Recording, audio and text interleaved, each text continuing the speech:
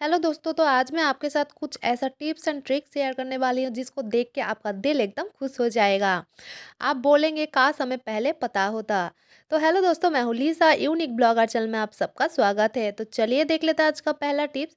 तो दोस्तों, जब भी हम लोग इस तरीके से ब्लैंकेट निकालते हैं 2-3, जब भी हमारे घर में जब गेस्ट आते हैं तो फिर क्या होता है ना, जब गेस्ट चले जाते हैं तो फिर ब्लैंकेट को हम लोग को मतलब आलसीपना होता है अंदर रखने में। तो क्योंकि ये भारी होता है और कभी-कभी मन नहीं करता है कि ये जिस जगह में थी उस जगह में हम लोग रखें। तो आप एक काम कीजिएगा, इस तरीके से दुपट्टा लेके उसको इस तरीके से रोल करके आप फिर रबर के मदद से इस तरीके से इस यहाँ पे जो है आप गांठ लगाइए। तो आप यहाँ पे कोई अच्छा सा धागा लेके भी यहाँ पे गांठ लगा सकती हैं। तो इस तरीके से कीजिएगा। पर इससे क्या होगा ना, आपको अगर अंदर रखना नहीं है, आपको आलसीपना होता है, तो फिर इस तरीके से आप अपने बिस्तर में भी साइड में रख सकती हैं। इसको आप यूज़ भी कर सकती हैं। तो ठीक है, ये बहुत अच्छा टिप्स है। आप इस तरीके से 2-3 जितना सारा कंबल है, उसको रोल करके इस तरीके से दुपट्टे में उसको फिर रोल कीजिए। रोल करके आप दोनों साइड में उसको गांठ लगा के इस तरीके से बिस्तर में ही रखिए। इसको आप रोज़ाना इस्तेमाल भी कर सकती हैं। तो ये बहुत ही अच्छा टिप्स है, आई होप आपको पसंद आया होगा। ठीक है, पसंद आया तो दोस्तों के साथ ज़रूर शेयर कीजिए और लाइक भी कीजिए। चलिए देख लेते हैं दूसरा टिप्स। तो दूसरा जो टिप्स है दोस्तों, जब भी हम लोग रेड मीट जो है रखते हैं डीप फ्रिज के अंदर, फ्रीज़र के अंदर, तो क्या होता है ना, 6-7 दिन बाद जब हम लोग निकालते हैं इसको बाहर तो फिर ये जम जाता है एकदम। इसको मतलब बहुत ही ये दिक्कत भरा काम होता है ना? तो यहाँ पे मैंने हल्का सा गर्म पानी डाल दिया और इसको जब हम लोग पानी में छोड़ देते हैं 1 घंटा, फिर भी ये नहीं छूटता है। तो इसको छुटाना मतलब बहुत ही दिक्कत भरा काम है। तो इसको मैंने जो है 5-10 मिनट के लिए छोड़ दिया था। मैंने यहाँ पे हल्का गुनगुना पानी दिया है और फिर मैंने 1 चम्मच नमक डाल दिया था। नमक डाल के मैंने इसको ढक के 5-10 मिनट के लिए मैंने छोड़ दिया था। उसके बाद दोस्तों ये ईज़िली अलग हो जाता है, छूट जाता है। ये बहुत ही अच्छा टिप्स है, आप ज़रूर कीजिएगा, आपको बहुत पसंद आएगा। चलिए देख लेते हैं नेक्स्ट टिप्स। तो ये मोजा है ना, ये बहुत ही काम का चीज़ है। ये बहुत ही काम का चीज़ है, आप ज़रूर देखिएगा। और मैंने ले लिया एक कंघी। तो कंघी के अंदर मैंने जो है मोजा को पहना दिया। अब इसका क्या काम है? इसका बहुत ही अच्छा काम है। चलिए मैं आपको दिखाती हूँ। अब फ्रिज के अंदर का जो ये रबर होता है, तो इसको क्लीन करना बहुत ही ज़्यादा ज़रूरी होता है। आपका फ्रिज अगर बहुत ही ज़्यादा पुराना है तो फिर बहुत ज़्यादा गंदा भी होता है। इस तरीके का जो रबर होता है, फ्रिज के जो डोर रहते हैं उसमें जो ये रबर रहता है, तो उसमें ये बहुत ज़्यादा गंदगी रहता है। तो उसको आप इस तरीके से क्लीन कीजिएगा। कंघी को मोजा पहना के फिर क्लीन कीजिएगा। और एक टिप्स मैं आपको यहाँ पे बताती हूँ। देखिए, स्लैब में अगर कुछ आपका गिर जाता है, अभी ठंड का मौसम है तो होता है ना, मतलब हाथों से हम क्लीन नहीं करना चाहते हैं, हमें ठंड लगता है। तो अगर ऐसी दिक्कत आपको होती है तो आप कंघी में मोजा पहना के आप क्लीन कीजिए इस तरीके से, जिस तरीके से मैंने किया हुआ है। अगर कुछ गिर जाता है, अगर तेल वगैरह गिर जाता है तो फिर ये चिपचिपा हो जाता है। आप अगर इसको किचन टॉवल से पोंछ लेती तो फिर किचन टॉवल भी पूरा गंदा हो जाता है और फिर उसको क्लीन करना पड़ता है।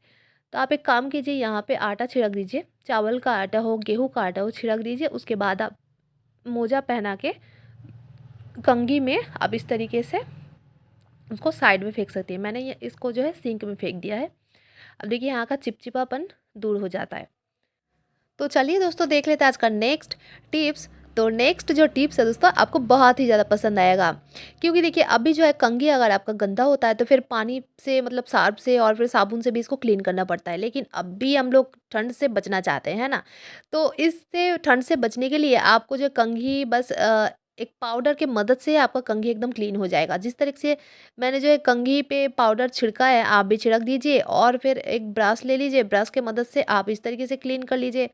यहाँ में क्या हुआ ना, आपको पानी में मतलब हाथ देना नहीं पड़ा, आपका सूखा ही जो है आपका कंघी क्लीन हो जाता है, बहुत ही अच्छा क्लीन होता है। आप देखिएगा, ज़रूर कीजिएगा और मुझे नीचे कमेंट करके ज़रूर बताइएगा, आपको बहुत ही ज़्यादा पसंद आएगा।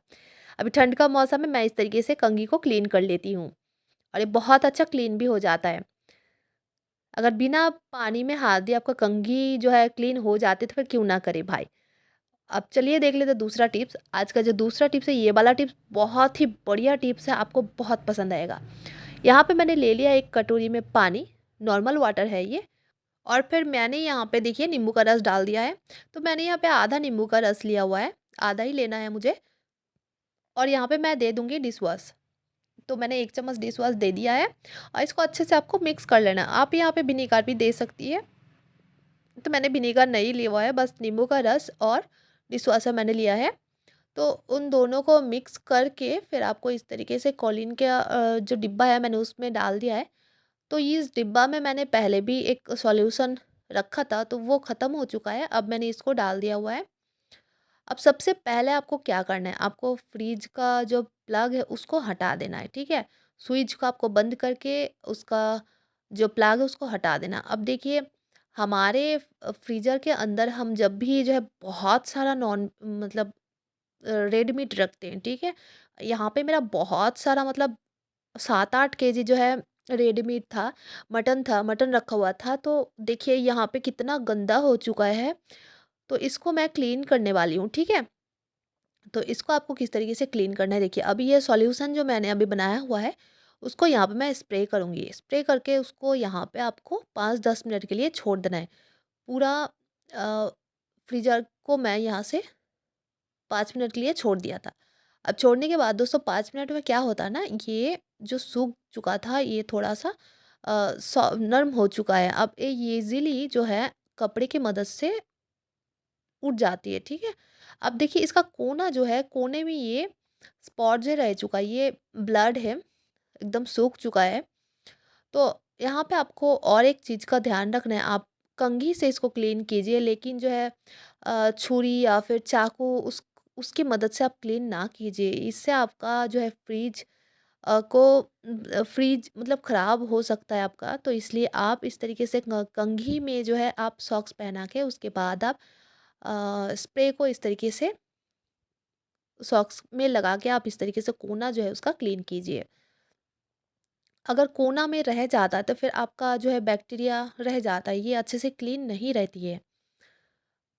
और आपका खाना भी जो यहाँ पे रखने से इस तरीके से अगर आपका गंदा रहता है और उसी में ये जो अगर खाना हम लोग रख देंगे, तो हमारे सेहत के लिए भी ये अच्छी नहीं है दोस्तों। तो फिर से मैंने कपड़े की मदद से फिर अच्छे से मैंने यहाँ पे पोंछ लिया। और यहाँ पे आप कपड़ा को थोड़ा-सा गीला करके फिर से पोंछ के जो है, मैंने यहाँ पे फिर से सूखा कपड़ा से पोंछ लिया है और फिर ये एकदम अच्छे से नीट एंड क्लीन एकदम हो चुका है, ठीक है? अब यहाँ पे जब भी हम लोग खाना-वाना रखेंगे तो यहाँ पे अब कोई दिक्कत नहीं है। तो आपका भी अगर फ्रीज़र जो है बहुत ही गंदा हो जाता है, तो आप इस तरीके से क्लीन कर सकती हैं। बहुत ही अच्छे तरीके से क्लीन हो जाती है, एकदम साफ-सुथरा हो जाता है। तो आई होप आपको आज का वीडियो पसंद आए है तो एक लाइक ज़रूर दीजिए। दोस्तों आज के लिए बस इतना ही, फिर मिलेंगे कुछ नए आइडिया, टिप्स एंड ट्रिक के साथ। तब तक के लिए टेक केयर।